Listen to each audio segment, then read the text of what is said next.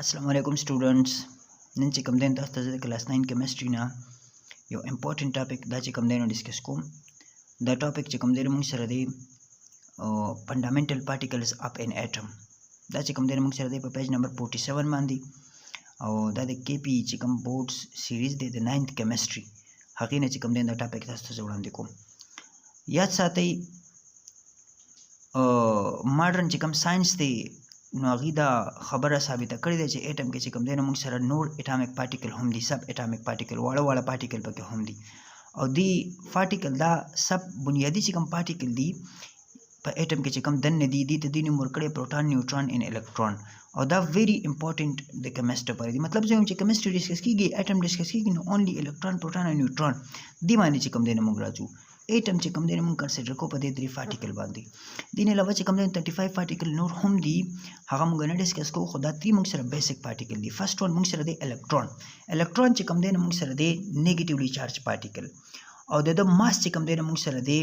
0.00548597 atomic mass unit یا چې کوم دی موږ سره دی 9.11 multiply by 10 کی پاور -31 kg دا چې کوم دی د موږ سره د الکترون ماس دی سیده وزن دی او د باندې نیگیټیو چارج دی بل چې کوم دی نو موږ سره په د باندې چې کوم چارج ویلیو دا هغه موږ سره دا 1.6022 multiply by 10 کی پاور -19 کولم او دا نیگیټیو ساين په د باندې نیگیټیو ساين دی مطلب نیگیټیو چارج ویلیو چې کوم دی نو دومره ده بل چې کوم دی نو دوی چې دا موږ سره لایټ پارټیکل دی او دا موږ سره ریوالو اراوند د نیوکلیس ان اوربټس او دا په خپل لار کې چې کوم دی نو دا سکیږي تاویږي دا الکترون دی خپل لار کې سکیږي تاویږي او د خاص ویلیو ده دین علاوه چې کوم دی نو موږ سره سیکنډ نمبر چې کوم ټاپک دی د فندامنټل پارټیکل موږ سره د پروټون چې کوم دی موږ سره پوزټیولی چارج پارټیکل دی د ماس ویلیو چې کوم دی موږ سره دا 1.0067276 اټامیک ماس یونټ دا چې کوم دی د ویلیو دا به ساينټیفیک نوټیشن تړولې 1.676 ملټیپلای بای 10 کی پاور -27 kg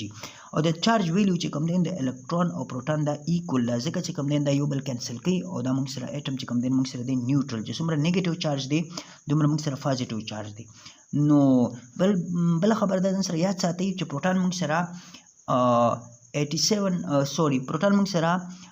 1837 یعنی 1837 ګونه درون دی د چانه د الکترون نه زبر دا وایم چې یو غاړه ته 1837 الکترون او بل غاړه ته یو پروټون دا برابر دي ځکه خو چې کوم دی نو دا پروټون موږ سره په نیوکلیس کې دي دیس از ا هیوی پارټیکل دا درانه پارټیکل دي او پروټون چې کوم دی موږ سره کوم ځای کې دي پروټون ار پریزنٹ ان د نیوکلیس اف ان اټم دا چې کوم دی موږ سره په نیوکلیس کې دي د اټم سیده تھرد ون چې کوم ویلیو پارټیکل دی نو هغه ته موږ وایو نیوټرون چې کوم دی موږ سره دی نیوټرل په باندې چارج نشته because it has no charge او د ماس چې کوم دی موږ سره برابر دی 1.0086654 اټامیک ماس یونټ یا چې کوم دی موږ سره د ساينټیفیک نوټیشن کې 1.6749 ملټیپلای بای 10 کی پاور -27 kg او نیوټرون چې کوم دی موږ سره 1842 ټایم هیویر دی د الکترون لکه زه دا وایم چې نیوټرون موږ سره د ټولو نه درون پارټیکل چې کوم دی دا د پروټون نه هم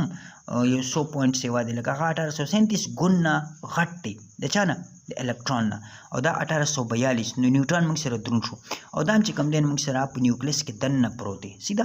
راځو د ډایګرام طرف ته په ډایګرام باندې به تاسو خو خولي پوه شئ دا وګوره